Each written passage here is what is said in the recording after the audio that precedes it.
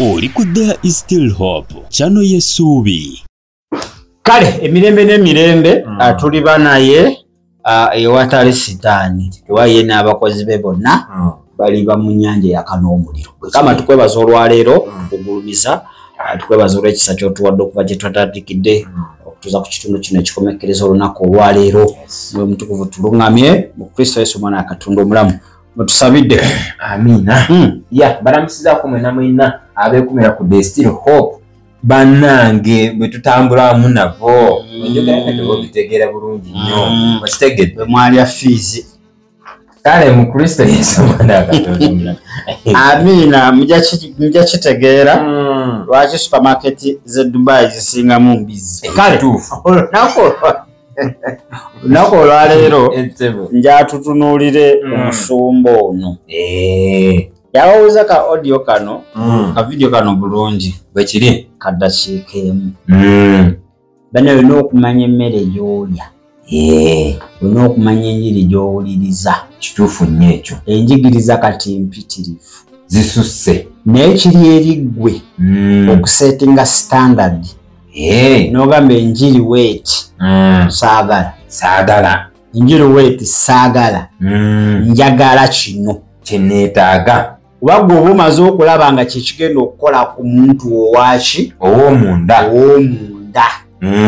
Kakati ono wuno alina enjigiriza hulira akugamba olunaku kasita luziba luti ng'olwaleero nga tolinaako sente z'otadde mu nsawo z'ofunye mulokole hulira oliko ekizibu andika ekikyamu oba oliko ekikyamu era oba ndowooza eby'obulokole tobitegeera. sibitegeera bulungi. Mbukiri unscripture si kyabyawandiikibwa gw'olunaku okuziba nga tofunye emitwalo 10 mu nsawo. Oba ekiwandiiko ekyo kiriwa? nange nja kinoonyeza sikiraba. Kiri unscripture ebyabyogera kuba abo baawe we batandikira abo nga ne Mike n'Amanda baganikako aga microphone gasobole okuddako akaliro. Ensaa zonna sitaani alina engeri gy'ageetaageta abantu atetenkanya akutetenkanya n'akusiruwaza ati n'ova ku kituufu. n'ova ku kituufu. Kakati kibeera kitya unscripture? nange weneebuulizaawo.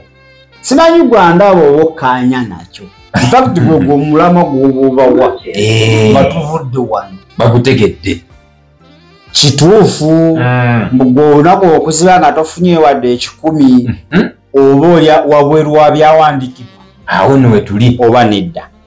Njagala omuwulirize muyinza okugamba tuli kutema omugambo omunene ate omunene mu ddakiika ejja kubeera emu. bwe kiri omewo anga ne Yesu yatambuza ne ku bigere bamubanjako omusolo n'asindika Peter enda nyanja nga tazirinaawo awo nga tewali. katukomewo. It's unscriptural for a believer to spend a day without receiving money. You didn't hear what I said?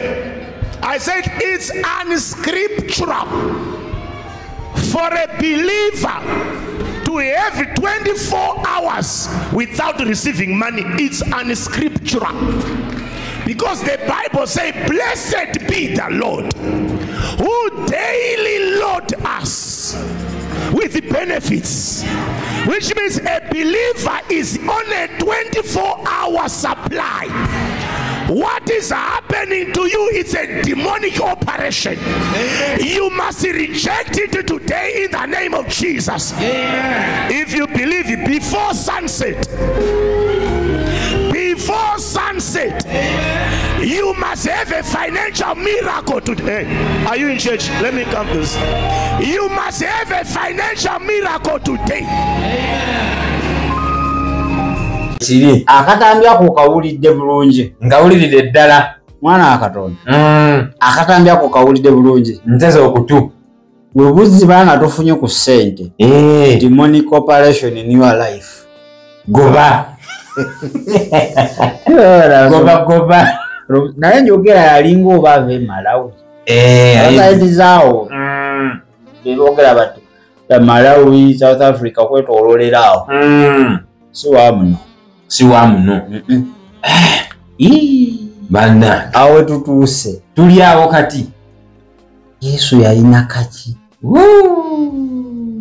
soko zobe kyandikwa kyali kwekwasa ekyo Isaya 8 nole 19 agamba ebigambo bino Mukama atenderezebwenga atusitulira omugugu gwaffe buli lunaku ye Katonda bwe bulokozi bwaffe n'akinyweza mu kiseera kati atusitulira emigugu gyaffe buli lunaku kitegeeza bulira emigugu si sente zokka size sente. What's the problem abantu gye balina bwe kiri emigugu si sente emigugu mingi bwe kiri lwadde byonna kubonaabona. why do you focus only on money nti webuziba lwaki togamba webuziba nga tosabye eyo demonic operation mu bulamu eyo nno nsonga nkulu era ekyo kibeera unscripture tekiba kyabawandiikibwa ebyo musabe bulijjo musabe obutaweera kati otasaba kiba unscripture wotasaba kiba unscripture kuba yakyogera musabe bulijjo obutakoowa bwe kiri nebanange simanyi era saa zino obanga tolina kituyita spirit of discernment omwoyo ayawula n'ogwa ku njiri eyo onto jagamba nze bankolimira nze sitaani ndowooza asulamu nze abantu abamu bamala n'omwezi gati bakutte ku ssente bwe kiri bali bwerwa byawandiikibwa kandi baganda bafe abali mu kyalo tubagambe ki amala n'omwezi talabe ku nnusu alina kumala kulinda byalimye myezi 3 kati kitegeeza bonna abali mu kyalo balivinga unscripture life tabano mu kibuga somalako wiiki mugaye nga sente zo n'omwezi gusobokera ddala kuzanya tempo zikwepena bwepenyi are you living unscripture nze kyemmanyi to live unscripture life kwe kubanga you are living in a sinful life obulamu bw'okwonoona osegede oli kutambula mu bulamu obutakwatagana na byawandiikibwa ekyo kyo bwe kiri Yesu mwennyini yagamba ofunanga ekyokulya yakikumalenga n'ekyokwambala oba n'ekyokunywa bwe kiri kikole ki kimmale hejagalo wanke kituufu nnyo leero oyinza okufunye ekyokulya mwebaze waliwo abatakifunye kituufu ddala kikumale gulindirira gumiraawo kati kuveeyo ogambe nti webuziba nga tofunye ku ssente gwe mulokole you are living unscripture life lwaki teyannyonyoddemu what is unscripture life bulamu kyobwo obutali bwa byawandiikibwa nze okwanga sina sente mu nsawo kitegeeza ndi mwonoonyi kubanga unscripture life wekuba omwonoonyi ekyo kyo bwe kiri oba mwonoonyi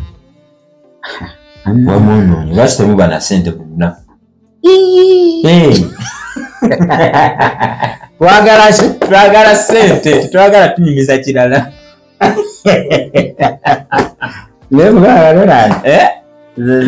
simanyi awo wetuli ate abantu banowulya nga bakuba endulu n'engalo yawo olina okugiranga obugalo bwebwatuke mwewe musajja Katonda ayogedde otsirike lwaki ogamba webuziba nga tosomye ku kigambo kya Katonda it's unscripture because it's our daily bread mmere yaffe ya bulijjo tuwe mmere yaffe eyaleero yali ayogera nti buli kumakya weetaaga ekigambo kya Katonda bwe kiri kutwala olwo olunaku everyday buli lunaku nga woolya buli lunaku n'omuntu w'omunda yeetaaga buli lunaku awuliziganye neyamutonda bwe kiri kale lwakitongana mu ekyo kiri unscripture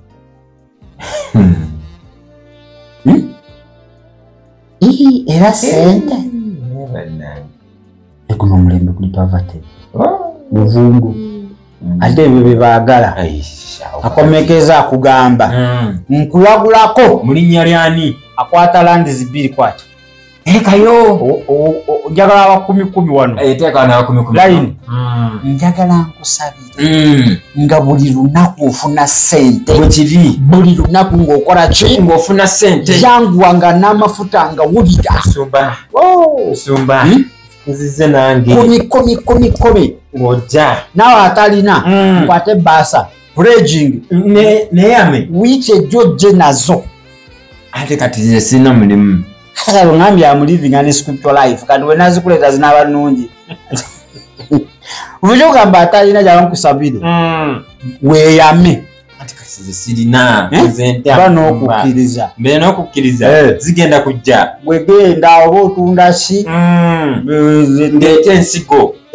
emere erina okumera ensigo ebale ensigo ejafuuka nsigo abe 10 muweddeyo 5 emitwalo 5 mbaagala walirayo netujja mu buwombeefu ebiri sajja wa mukama ayogedde mumugumbeka naffe netujja mutwalo tutuno 5 wetuli kale buli omu buli kyolina jangu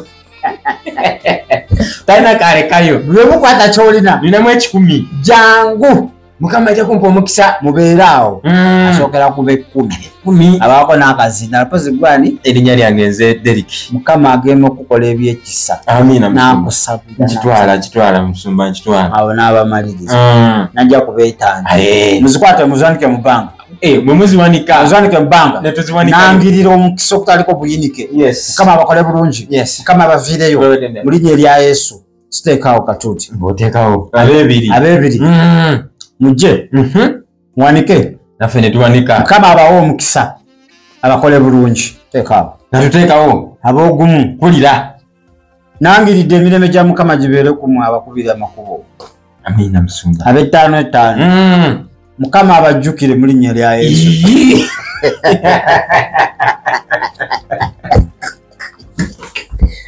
kalada abebbiri 10 omu akwate ku munne tukole tutya sabira munno saala gyeweewulira eyandikubaddeko gisabire munno alina budde bw'abanoonerako nabo mulina kati